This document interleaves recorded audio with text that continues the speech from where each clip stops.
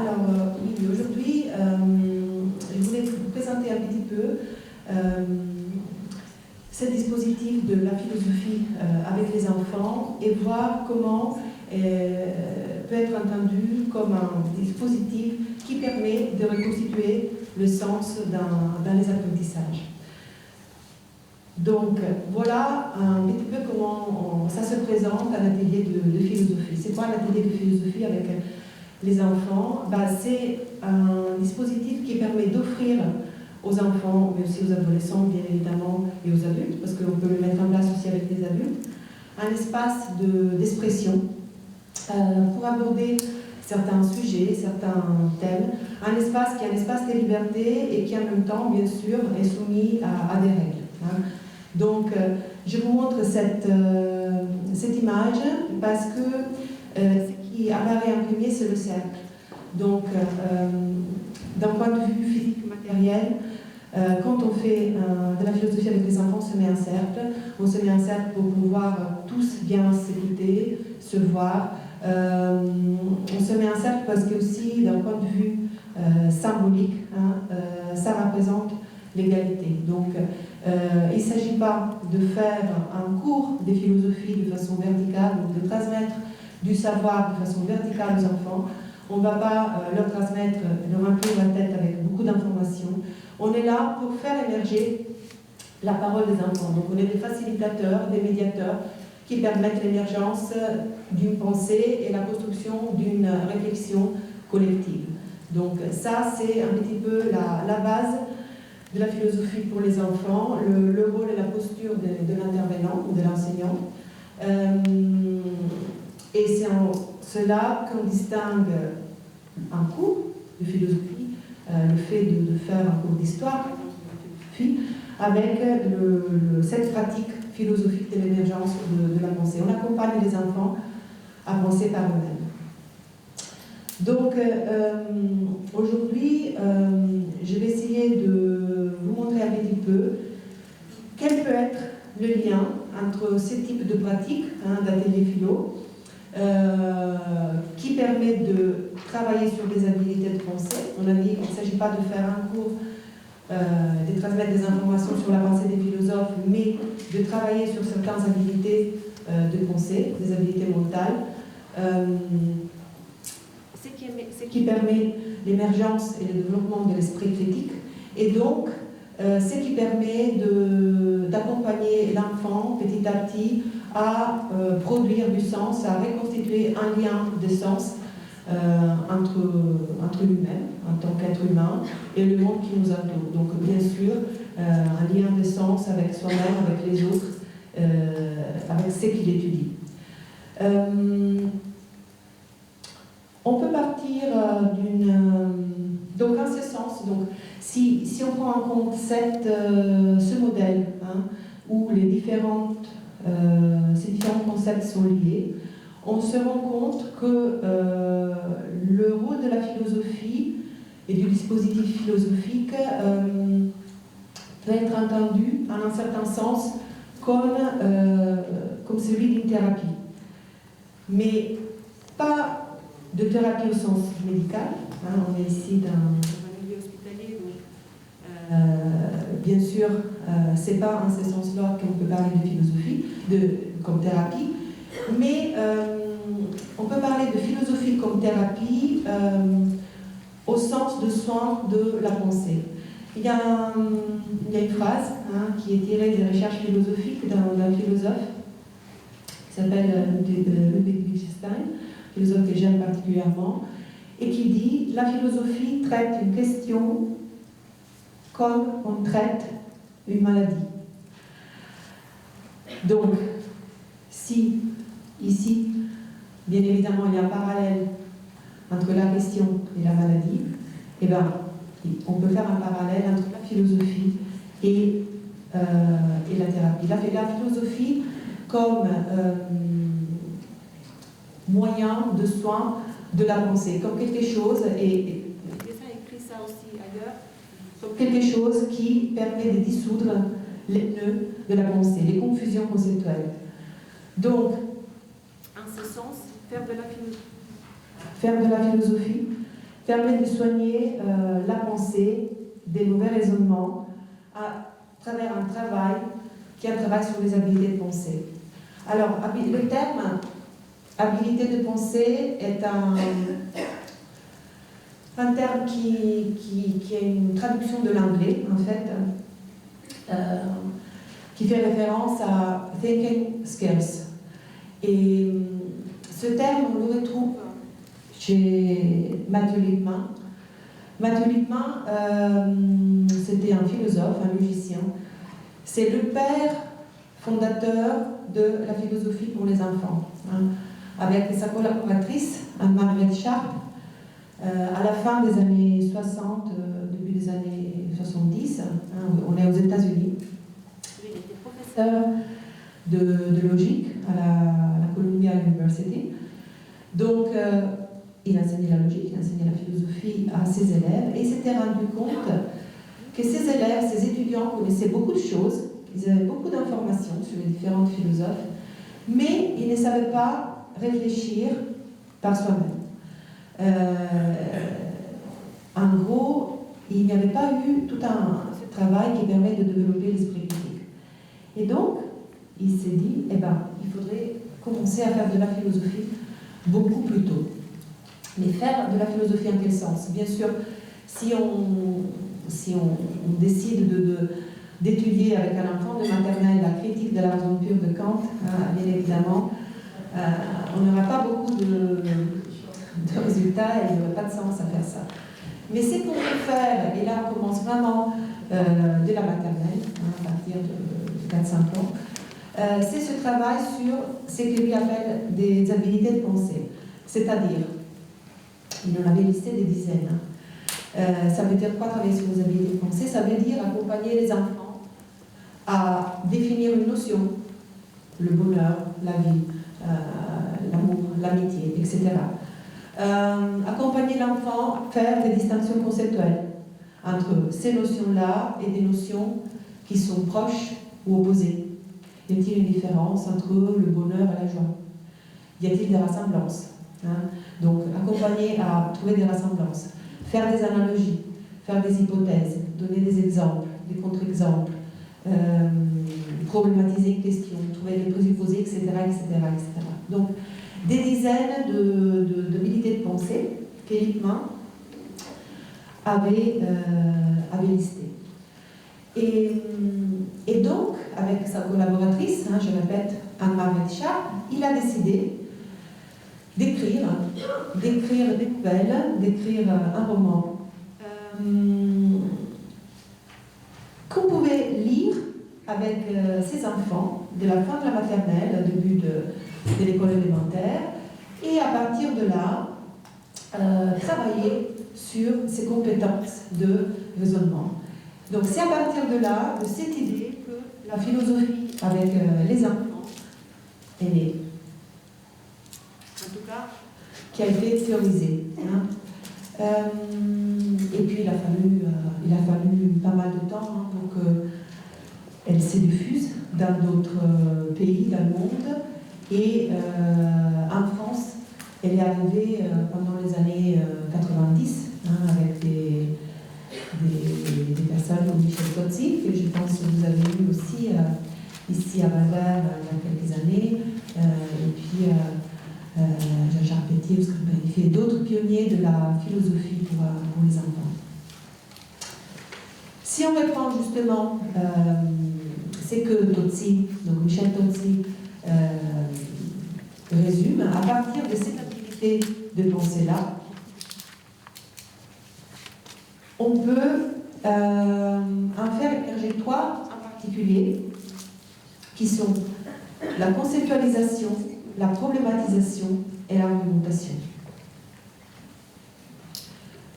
Donc, on l'a déjà vu depuis, la conceptualisation, c'est ce qui permet de définir les concepts, de les qualifier, d'en faire la distinction avec d'autres notions, de faire émerger aussi les ressemblances, de catégoriser.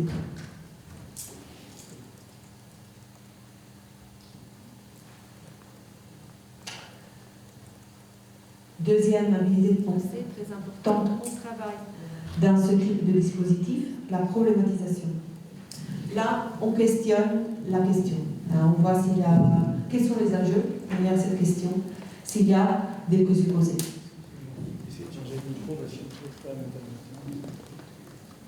C'est mieux? On va voir.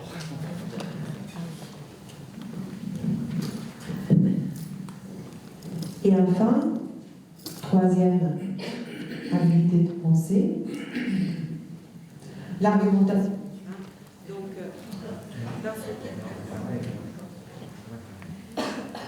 dans ce type de dispositif, il ne s'agit pas seulement de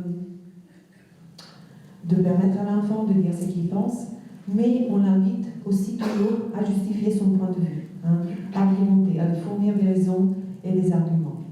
Et bien sûr, après, il y a tout un travail aussi de test, de validation des arguments qui permet d'accepter l'hypothèse de départ ou bien de la nuancer ou éventuellement de la abandonner si on trouve des contre-exemples. Donc, un travail sur ces habilités de pensée, selon le terme de Lippmann, permet de dissoudre ce qu'on pourrait définir des confusions conceptuelles, permet d'identifier les présupposés et les conséquences d'une question, permet de structurer et analyser son argumentation.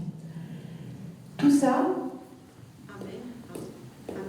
à ce qu'on a l'habitude d'appeler l'esprit critique. Ça marche par intermittence. Esprit critique, qu'on verra, c'est une dimension bien sûr fondamentale dans ce type de pratique, mais pas la seule. Donc on parlera aussi de deux autres pensées qui sont vraiment importantes et que Lippmann mettait déjà en évidence, la pensée créative et la pensée mal traduite, je pense en français, mais en tout cas on l'a traduit avec attentive ou vigilante.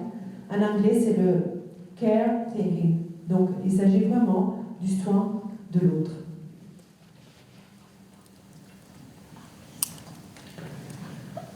Donc voilà, trois dimensions fondamentales de la pensée qui doivent être présentes dans ce type de pratique.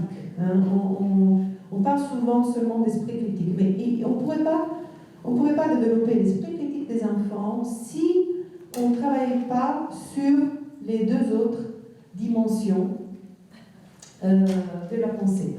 Ce n'est pas possible de bien réfléchir, de bien définir les concepts, de bien problématiser, etc., si il n'y a pas le respect de l'autre, l'écoute de l'autre, si on ne se sent pas valorisé, pas écouté, s'il n'y a pas de pensée créative au sens de lien entre les différentes idées. Donc, toutes ces pensées-là doivent être présentes et former ce que Lippmann définissait comme une pensée multidimensionnelle. Évidemment, ça c'est une séparation logique qui nous permet de mieux comprendre un petit peu, entre guillemets, les ingrédients d'un atelier philo, mais justement ça reste une séparation artificielle. Ça veut dire quoi? Ça veut dire que dans la pratique, la réalité est complexe et dans la pratique, ces trois pensées sont bien sûr mélangées. Mais on a toujours besoin de modèles, de modéliser pour mieux comprendre. Et donc, séparer une pensée qui fait appel à ces habiletés de raisonnement dont on a parlé tout à l'heure, donc la pensée critique. Pensée créative, c'est ce que Lippmann appelait la pensée holistique, du grec holos, entier, le tout. Donc c'est la pensée qui permet de faire lien entre les différentes idées et permet donc d'apporter des idées nouvelles, originales, mais qui ne laissent pas de rien, justement, qui se construisent à partir d'idées précédentes.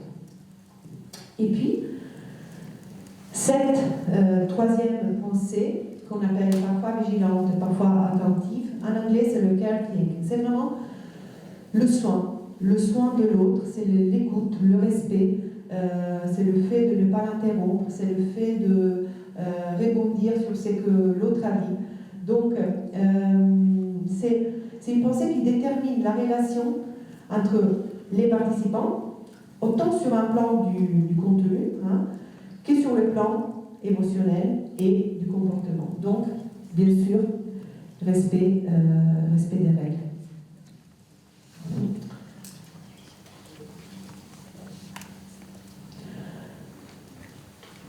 Pourquoi on fait ces ateliers philo avec les enfants? Quels sont les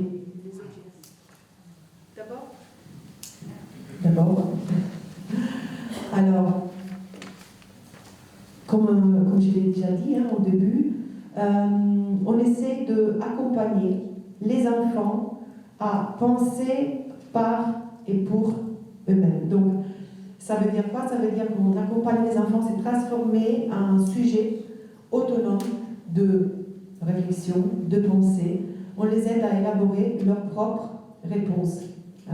D'abord à se poser des questions hein, et à élaborer sa propre réponse. Ça veut dire quoi? Ça veut dire que la bonne réponse n'existe pas. Donc l'enseignant, l'intervenant ne doit pas l'attendre. Il doit être là pour accueillir la réponse élaborée par l'enfant. Mais puis évidemment, il y a tout un travail au niveau de l'épanouissement de l'enfant. On l'aide à acquérir confiance en soi, on le valorise, on l'aide à mieux comprendre ses émotions, donc à mieux comprendre les émotions de l'autre. Donc il y a tout un travail sur l'empathie et du coup la coopération. Et puis dans ce type de pratique, hein, on a dit la bonne réponse n'existe pas. Ce qui existe, c'est la possibilité de la cohabitation de plusieurs points de vue. Donc, ce qui amène l'enfant à se décentrer, à remettre en cause ses idées reçues, ses préjugés, et aussi ce qui amène l'enfant à faire tout un travail sur le respect du point de vue de l'autre. Donc, la différence dans ce type de pratique, ce n'est pas un obstacle, c'est une richesse. Hein. C'est ce qui permet de faire évoluer la réflexion, c'est ce qui permet de la construire de façon plus complexe.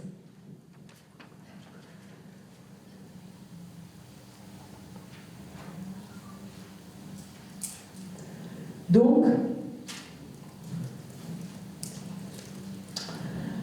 on va voir un peu plus en détail comment ce type de dispositif hein, permet la production de sens, permet de recréer ce lien en fait qu'on a perdu. Quand on parle de crise de l'éducation, on parle de quoi? On parle de la rupture du lien de sens entre l'enfant et, j'ai envie de dire le monde, mais de façon plus particulière, entre l'enfant et ce qu'il doit apprendre. L'enfant ne comprend pas pourquoi il est là, pourquoi il doit aller à l'école, pourquoi il faut qu'il étudie ça, ça et ça. Hein. Donc, c'est ces liens-là qu'on a perdus. La pratique philosophique permet de réintroduire ce lien pour faire sens. Alors, là, vous ne voyez pas bien, je ne sais pas pourquoi, il y a eu un problème dans l'affichage de la slide. Mais comment on accompagne à produire du sens? Eh bien, l'enfant est amené à s'interroger sur le rôle de l'école, la place qu'il a à l'école, les fondements épistémologiques des savoirs enseignés. Concrètement, ça veut dire quoi? Ça veut dire que l'enfant est amené à s'interroger pourquoi il faut aller à l'école? Qu'est-ce qu'une vérité scientifique? Qu'est-ce qu'une création artistique? Pourquoi apprendre l'histoire? Est-ce qu'un nombre existe? C'est quoi un nombre? C'est-à-dire, la philosophie est vue comme une matière, comme une discipline qui imprègne les autres et qui permet de s'interroger sur les fondements des autres matières, que ce soit les maths, que ce soit l'histoire, que ce soit la biologie. il y a une approche philosophique possible qui permet de s'interroger sur ces fondements-là et du coup de recréer ces liens de sens.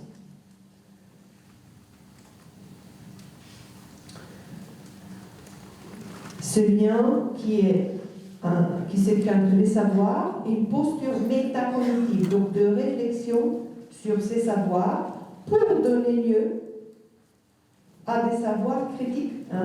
Critiques au sens que, voilà, on a pris du recul, on a pris de la distance, on s'est posé des questions et avec cette posture-là, on interroge les savoirs qui nous sont proposés à l'école.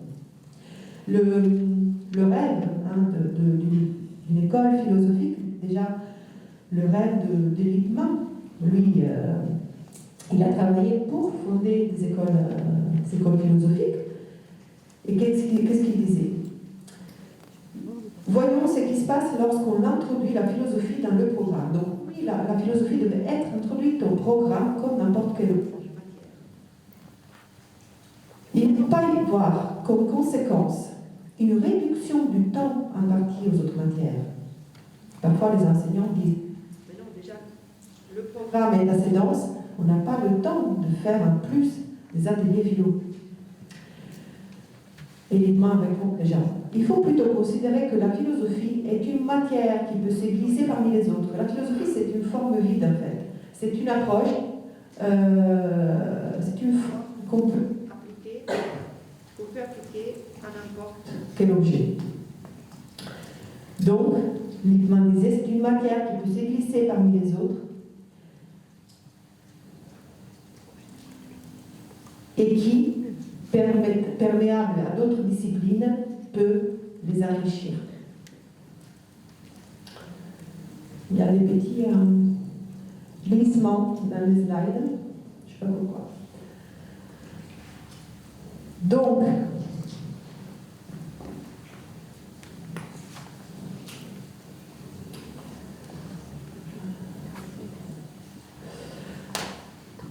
donner sens aux apprentissages, qu'est-ce que ça signifie pour un élève? Ça signifie de parvenir à mieux se connaître. Là, on parle d'élève psychologue.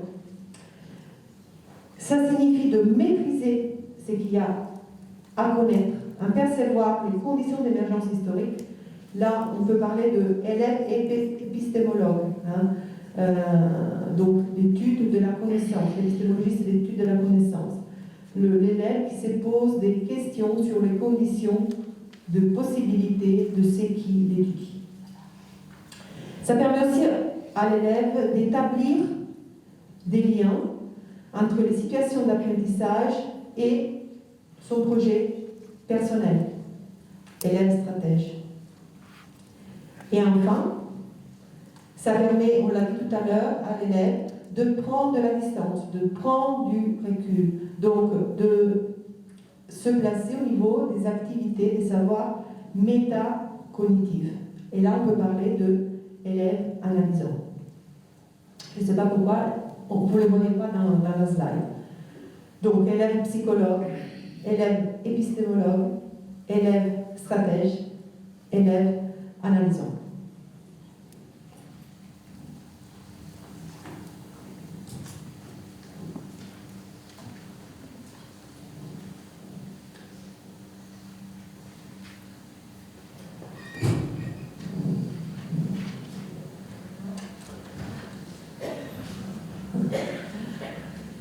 Quelle est la posture? Donc, la bonne posture d'un élève apprenant, d'un élève qui reconstruit ce lien de sens avec les apprentissages. D'abord, désapprendre.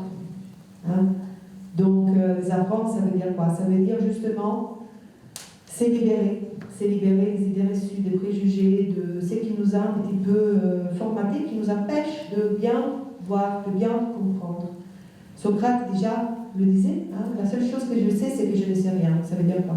Ça veut dire que on n'a jamais la vérité dans la poche, au sens que ce qui est important, c'est dans une posture de recherche perpétuelle. Hein. La connaissance, si vous voulez, c'est un idéal qui nous permet d'avancer et d'être toujours dans une posture dynamique, hein, de petits chercheurs. Donc, n'est pas penser d'avoir la vérité dans la poche, hein, ne pas être dans une posture dogmatique, mais au contraire, désapprendre, se libérer de ses préjugés, retrouver cet étonnement, cet émerveillement original face au monde. Hein, déjà, Platon, mais aussi Aristote, hein, le disait, la philosophie n'a pas d'autre source que dans l'émerveillement. Hein. C'est cet étonnement original qui permet de se poser des questions. Les enfants sont peut-être ceux qui sont dans une position privilégiée par rapport à ça. Pourquoi? Parce qu'ils ne connaissent pas le monde. Du coup, quand on grandit, il faut retrouver cette posture originaire pour pouvoir se réémerveiller face au monde et se reposer ces questions. Donc, désapprendre, se décentrer, coopérer, bien sûr, l'apprentissage, mais aussi d'une coopération, hein, parmi les différents membres de la même communauté de recherche philosophique. Et puis, être autonome, développer l'esprit critique.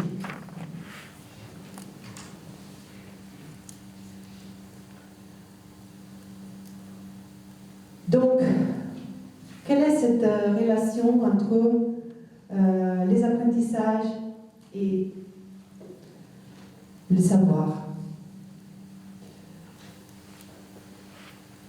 On peut faire référence ici à un philosophe, un pédagogue que peut-être vous connaissez, hein, qui s'appelle John Dewey. John Dewey, avec Charles Sanders Peirce, était un des représentants du pragmatisme, hein, pragmatisme américain. La philosophie pour enfants est imprégnée du pragmatisme américain, même si pas très explicitement, mais Lippmann avait énormément lu, hein, ces auteurs.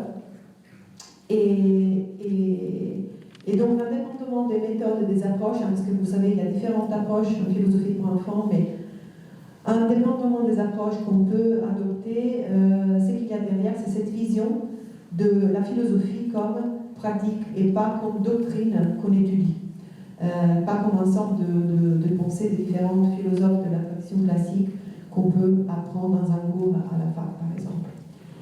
Et John Dewey, avec Maria Montessori, était aussi un des représentants de ce qu'on appelle l'activisme pédagogique. Donc, c'est quoi ce courant?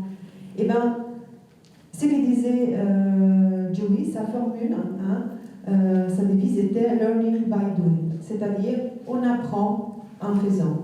Ça veut dire quoi? Ça veut dire que le faire, la dimension pratique, l'expérience, a un rôle fondamental dans l'apprentissage. Ça veut dire quoi? Ça veut dire que pour bien apprendre, il faut que les enfants ne soient pas spectateurs passifs de leur savoir, il faut qu'ils soient acteurs. Il faut qu'ils puissent expérimenter.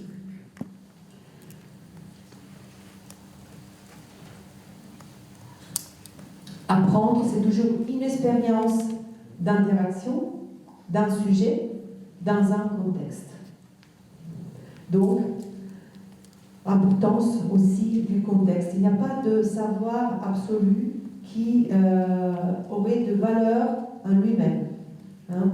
Le savoir a une valeur toujours en relation à un questionnement, toujours en relation justement à une question qui naît d'un étonnement, d'un sujet, dans un contexte.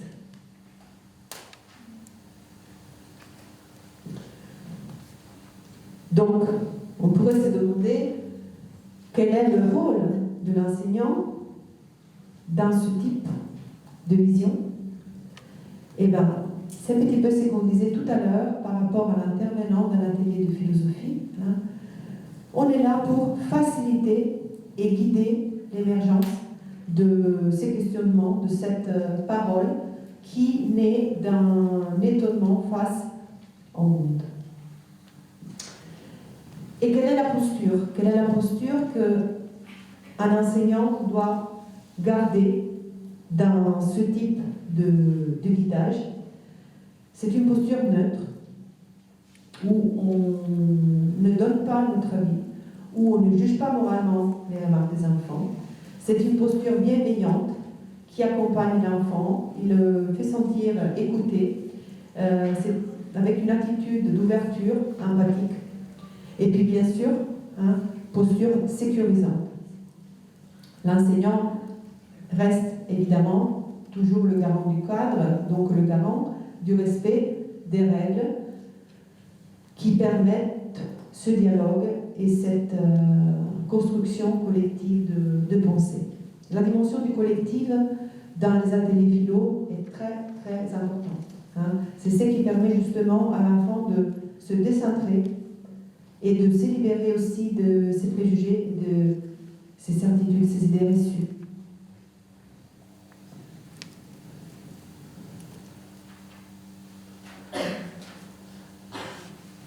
Donc, quelle est la vision que Dewey a de l'apprentissage? Apprentissage, on a dit, c'est un apprentissage de savoir qui n'ont pas de valeur en soi, mais qui ont acquis valeur par rapport toujours au questionnement d'un sujet dans un contexte. Et le contexte, c'est le contexte de la famille, les amis, l'environnement en général, mais aussi les enseignantes, professionnels du soin, intervenants éducatifs, etc.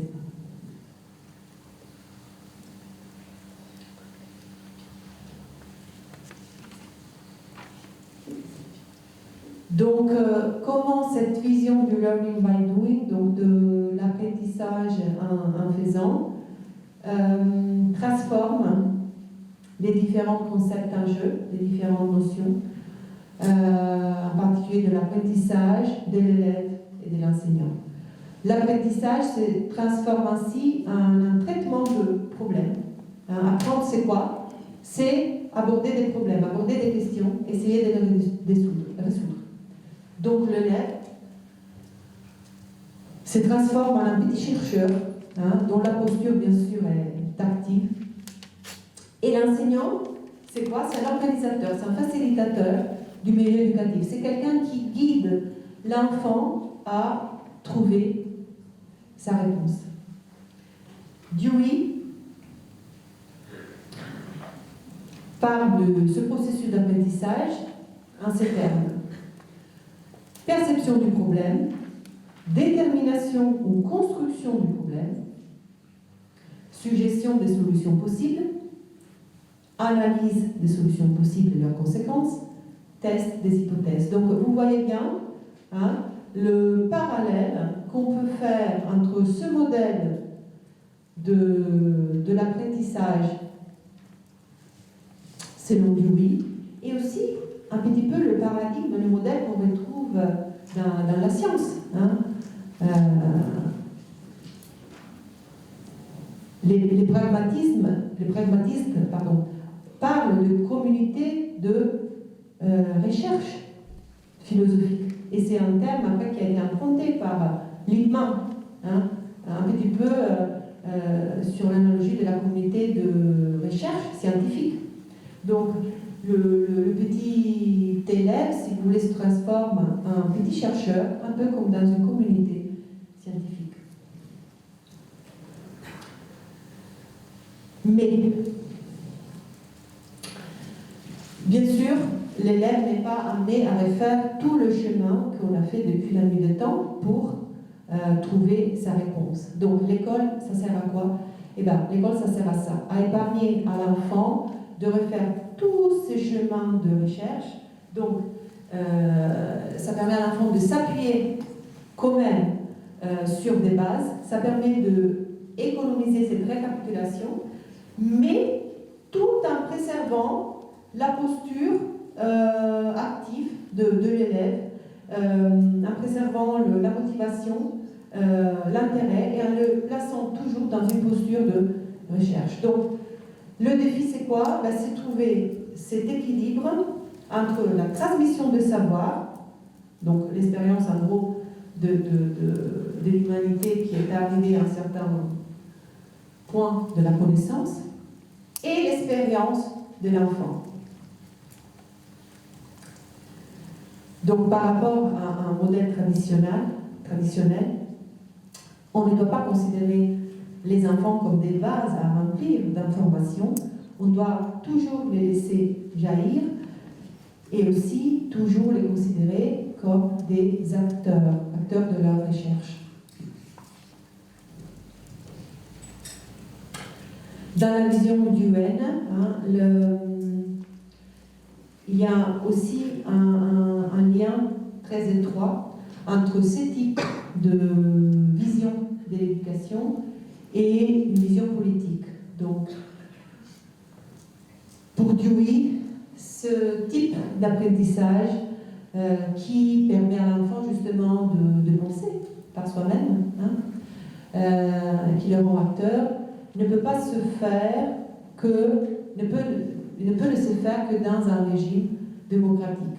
Donc, démocratie qui, évidemment, n'est peut-être pas le meilleur des régimes, mais en tout cas, le plus perfectible. Donc, dans des régimes où, bien sûr, la liberté de parole, la liberté d'expression, l'autonomie de raisonnement n'est pas encouragée, et ben, ce type de modèle d'éducation ne peut pas être appliqué, ne peut pas être appliqué. Donc, si on reprend un petit peu notre modèle de départ, on voit qu'on peut ajouter la démocratie dans les différentes notions, parce que c'est une condition sine qua non. Et en même temps, c'est une condition des possibilités, mais j'ai envie de dire, c'est aussi un effet de ce type de pratique. Pourquoi? Parce que ces ateliers philo mettent en place, entre guillemets, en miniature, des petites communautés démocratiques où on applique les mêmes règles d'une communauté démocratique. Pour conclure, je vous montre une petite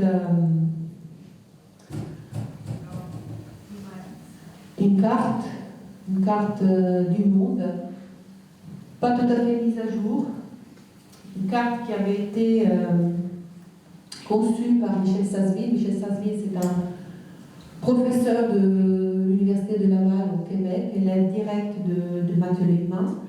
Donc, cette carte, vous voyez, permet déjà de se rendre un petit peu compte du lien entre la diffusion de la pratique philosophique avec les enfants et les régimes politiques aussi des différents pays. Il faudrait ajouter quelques points, surtout en Afrique du Nord, mais bon, en gros, plus ou moins, la diffusion de la philo pour enfants est restée celle-là.